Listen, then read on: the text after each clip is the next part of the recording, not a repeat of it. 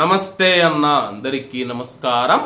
Kuwait లో వానలు పడాలని చెప్పేసి శనివారం ఉదయం కువైట్ లోని అన్ని మసీదులలో ఉదయం 10:30 గంటలకు ప్రార్థనలు నిర్వహించడం జరిగింది.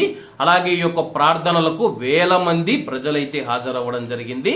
హాజరైన తర్వాత కువైట్ దేశంలో ఈ సంవత్సరంలో ఎన్నడూ లేని విధంగా వర్షాలు కురిసిన విషయం అందరికీ తెలిసిందే.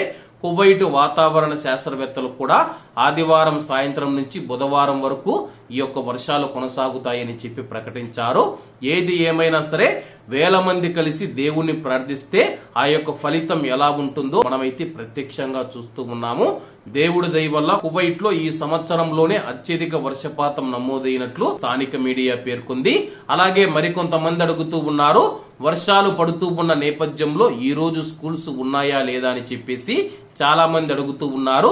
దీనికి సంబంధించి కువైట్ విద్యా మంత్రిత్వ శాఖ కీలక ప్రకటన చేసింది.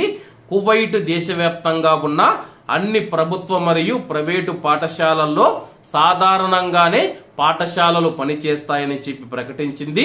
కువైట్ దేశంలో వర్షాభావ పరిస్థితులలో తాజా పరిణామాలను తెలుసుకోవడానికి పౌర విమానయాన వాతావరణ విభాగం వాతావరణ పరిస్థితులను నిశితంగా పరిశీలిస్తూ ఉందని చెప్పి కువైట్ లోని ప్రభుత్వ మరియు ప్రైవేటు పాఠశాలలకు ఎటువంటి సెలవు లేదని చెప్పేసి విద్యా మంత్రిత్వ శాఖ ప్రకటించింది. కాబట్టి కువైట్ లో ఉన్న భారతీయులు మరియు కువైటీ ప్రజలు ఇతర దేశాలకు సంబంధించిన ప్రవాసులు ఎవరైతే ఉన్నారో ఈ యొక్క విషయాన్ని గమనించగలరన్నా.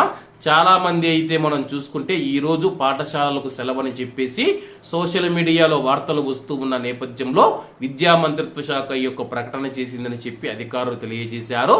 మరి మీకు మీ యొక్క యజమానులు స్కూలు ఉందని చెప్పారా లేదని చెప్పారా అని చెప్పేసి కామెంట్ రూపంలో తెలియజేయాలని కోరుకుంటూ అందరూ బాగుండాలి, అందులో మనం ఉండాలి. అందరికీ నమస్తే అన్న, జై హింద్.